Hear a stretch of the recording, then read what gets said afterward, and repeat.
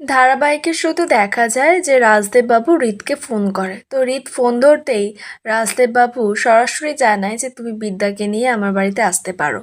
রিত তো অবাক, বলছে কি বলছো তুমি? রাজদেব বাবু বলছে হ্যাঁ, তুমি ওকে বাড়িতে নিয়ে এসো, রাস্তায় রাস্তায় এই সমস্ত সিনক্রিট না করে ওকে বাড়িতে নিয়ে এসো। আমি বিদ্যাকে পুত্রবধূ হিসেবে মেনে নিচ্ছি। রিত তো কথাটা বিশ্বাসই করতে পারছে না, তো অবাক, জিজ্ঞেস করছে রাজদেব বাবুকে যে ড্যাডি তুমি সত্যি বলছো? রাজদেব বাবু বলছে যে হ্যাঁ, আমি তোমার কাছে ক্ষমা চেয়ে নিচ্ছি যে তুমি আমার ছেলে হয়েও আমি তোমার ভালোবাসাকে গুরুত্ব দিইনি। আমি তোমার কাছে ক্ষমা প্রার্থী, যাই হোক তুমি ওকে নিয়ে এসো। রাজদেব বাবু তো সম্পূর্ণ একটা মিথ্যে নাটক করলো রিতের সঙ্গে।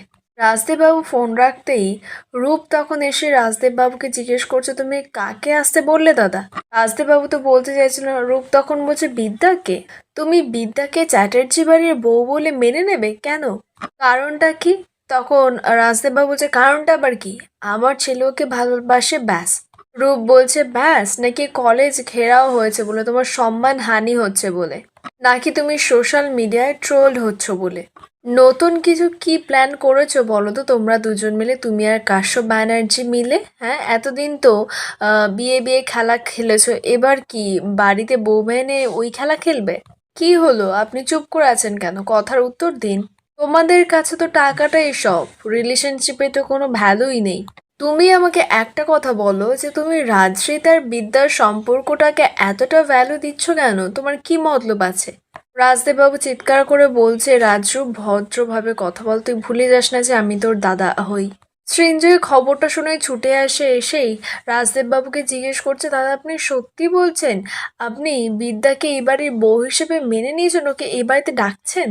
রাজদেববাবু বলছে আমি আমার মতামত জানিয়েছি, এবার বিদ্যা আসলো কি আসলো না এটা সম্পূর্ণ তার ব্যাপার। আর শোনো, তুমি তোমার বরকে বলে দিও এরকম চ্যাটাং চ্যাটাং কথা না বলতে। রুষা, প্রিয়া ওরা তো এসে কথাটা শুনেই খুশি হয়ে যায়। তখন রিতের বোনরা সব বলছে সত্যি সত্যি বিদ্যা এই বাড়িতে ফিরে আসবে? তাহলে তো আমাদের এখন অনেক কাজ বাকি আছে, অনেক যোগাযান্তি বাকি আছে। ওরা যখন যাবে ত্রিধাকে জানাতে, তখন রূপ ওদেরকে বলছে একটা কথা শোনো, বিদ্যার সরীসৃপ নয়, ও সোজা হয়ে হাঁটে। তোমাদের কি মনে হয় ও এই বাড়িতে আসবে? ওকে কি তোমাদের সরীসৃপ বলে মনে হয়?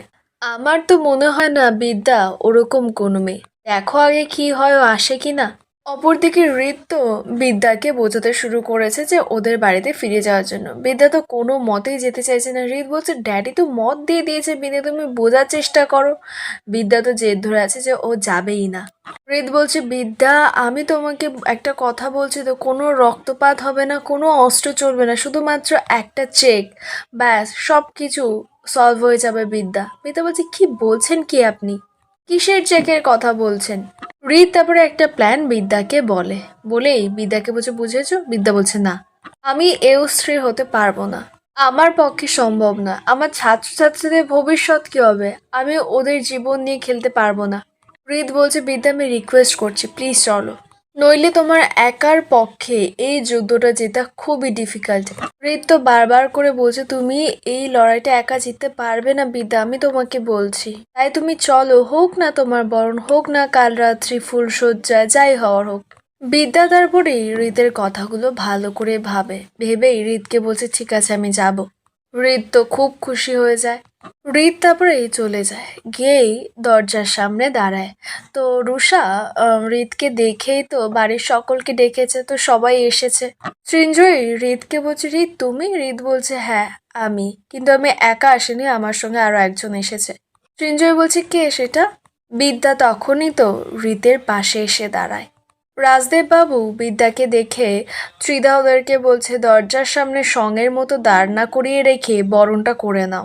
সৃঞ্জয় রাজদেব বাবুকে বলছে কিন্তু দাদা নতুন বউ, তার হাতে শাখা পলা সিঁদুর কিছুই তো নেই, কেমন ভাবে বরণ করব? রাজদেব বাবু বলছে যে অবস্থায় আছে ওই অবস্থাতেই বরণ করে ঘরে তোল বউকে। বিদ্যা তখন রাজদেব বাবুকে বলছে আপনি কি নিশ্চিত যে আমাকে বরণ করবে আপনার পরিবার? আমি কিন্তু সেই প্রফেসর বিবি। ত্রিধা তারপরে সৃঞ্জয়কে বলছে যে বরণডালাটা নিয়ে আসার জন্য। ত্রিধা তারপরে বিদ্যাকে বরণ করে ঘরে তোলে। তো ত্রিধা বিদ্যাকে ঘরে নিয়ে গিয়ে বলছে যে তুমি বসো, আমি একটা শাড়ি এনে দিচ্ছি, চেঞ্জ করে নাও। তখন সৃঞ্জয় ত্রিধাকে বলছে দিদি ওই ফাগুনের জন্য যে সুন্দর বেনারসিটা কেনা হয়েছিল সেটা কি বিদ্যাকে দিই না? ওটা তো খুব দামি এবং সুন্দর একটা শাড়ি, তাই না? বিদ্যার সেটা শুনেই খারাপ লাগে, বলছে আমি ওই শাড়ি পরবো না। তখন সৃঞ্জয় বলছে কিসের জন্য?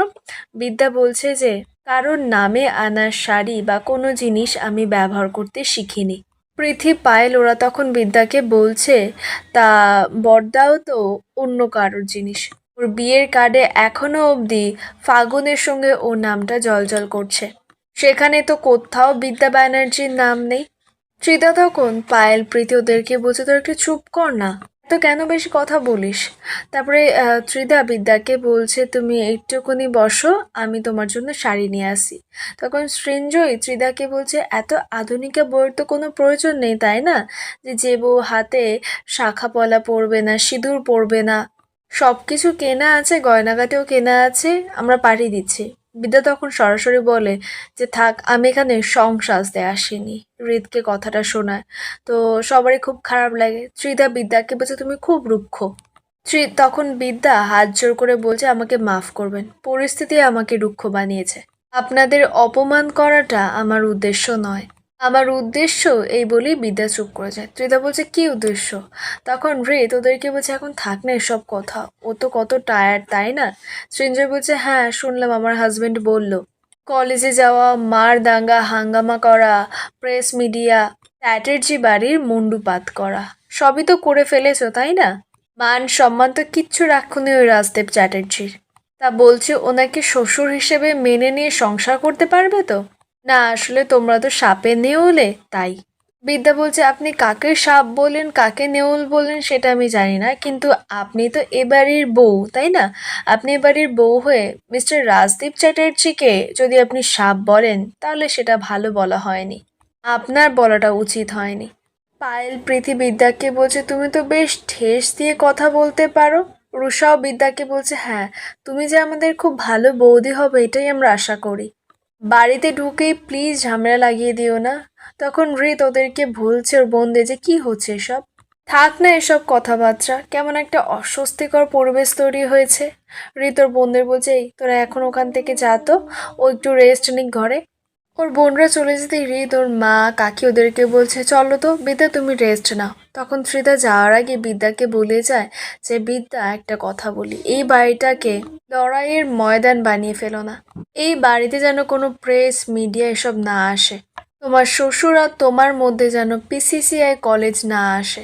সৃঞ্জয় তারপরেই বলছে তাহলে কি ওর শাড়িটা চেঞ্জ করবে না? ত্রিধা বলছে হ্যাঁ কেন পাল্টাবে না, সেগুলো আমি পাঠিয়ে দিচ্ছি, অবশ্য যদি ও পরে। বিদ্যা তখন ত্রিধাকে বলছে মাফ করবেন, যেই ধরনের শাড়ি আমি পরি আমি সেই ধরনের শাড়ি পরবো। রাজদেব চ্যাটার্জির মোটা মোটা টাকা দিয়ে কেনা অত্যন্ত এক্সপেন্সিভ এবং দামি দামি গয়না শাড়ি এসব ভার না আমি নিতে পারবো না। সৃঞ্জয় তখন রেগে যায়, বলছে তুমি না অত্যন্ত। তো ত্রিধা তখন সৃঞ্জয়কে আটকায়, বাধা দেয়। ত্রিধা তারপরে বিদ্যার মাথায় হাত বোলাচ্ছে আর বলছে বিদ্যা তুমি না পুরো আমার মতো, আমি বুঝতে পারি তোমার অবস্থাটা, কিন্তু তার সঙ্গে এটাও বুঝি যে লড়াইটা এখনো শেষ হয়ে যায়নি। হয়তো তোমরা দুজনেই বাড়িতেই রয়েছো একই ছাদের তলায়, কিন্তু তোমাদের মাঝে একটা বিরাট পাহাড় রয়েছে, সেই পাহাড়টার নাম পিসিসিআই কলেজ। কিন্তু বিদ্যা একটা কথা মনে রেখো, তোমার ওই শ্বশুর আর তোমার বৌমার লড়াইয়ে আমার ছেলের জীবনটা যেন নষ্ট না হয়, তাহলে কিন্তু আমি তোমাকে কোনো দিনও ক্ষমা করব না।